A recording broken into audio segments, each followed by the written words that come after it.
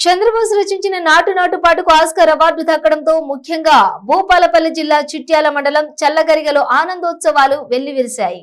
చల్లగరిగకు చెందిన కనుకుంట్ల మధునమ్మ నరసయ్యలకు ముగ్గురు కుమారులు కుమార్తె సంతానం కాగా సుభాష్ చంద్రబోస్ అందరికంటే చిన్నవారు. తండ్రి నరసయ్య రిటైర్డ్ టీచర్, తల్లి మధునమ్మ 2 ఏళ్ల క్రితం మృతి చెందారు. చంద్రబోస్ కు చిన్ననాటి నుంచే పాట అంటే ప్రాణం. ఇంటి పక్కనే శివాలయం ఉండటంతో బాల్య దశ నుంచే భజన పాటలు పాడుతూ సాహిత్యంపై మక్కువ పెంచుకున్నారు ఆయన మిత్రులు అంటున్నారు. ఇక చంద్రబోస్ 10వ తరగతి వరకు స్థానిక ప్రభుత్వ పాఠశాలలో విద్యను అభ్యసించారు. 1984 నుంచి 85లో 10th పూర్తి కావడంతో పాలిటెక్నిక్ లో చేరారు. కొంతకాలం ప్రైవేటు ఉద్యోగం చేశారు. 1994-95లో తాజ్ మహల్ సినిమాలో మంచుకొండల్లోని చంద్రమ పాటతో సినీ రంగంలోకి ప్రవేశించారు.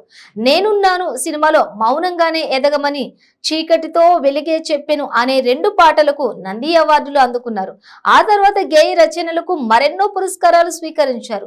తాజాగా నాటు నాటు పాటకు ప్రతిష్టాత్మక ఆస్కార్ అవార్డు రావడంతో ఆయన సినీ ప్రేమికుల్లో హర్షం వ్యక్తమవుతోంది. ఇక చంద్రబోస్ స్వగ్రామంలో ఆనందోత్సవాలు వెల్లివిరుస్తున్నాయి. ఇప్పటి వరకు సుమారు 3000 పాటలు రాశారు చంద్రబోస్. మారుమూల ప్రాంతమైన చల్లగరిగలో అక్షరాభ్యాసం మొదలుపెట్టిన ఆయన గేయ రచయితగా అంచెలంచెలుగా ఎదగడం తమకు గర్వకారణమని అంటున్నారు సన్నిహితులు.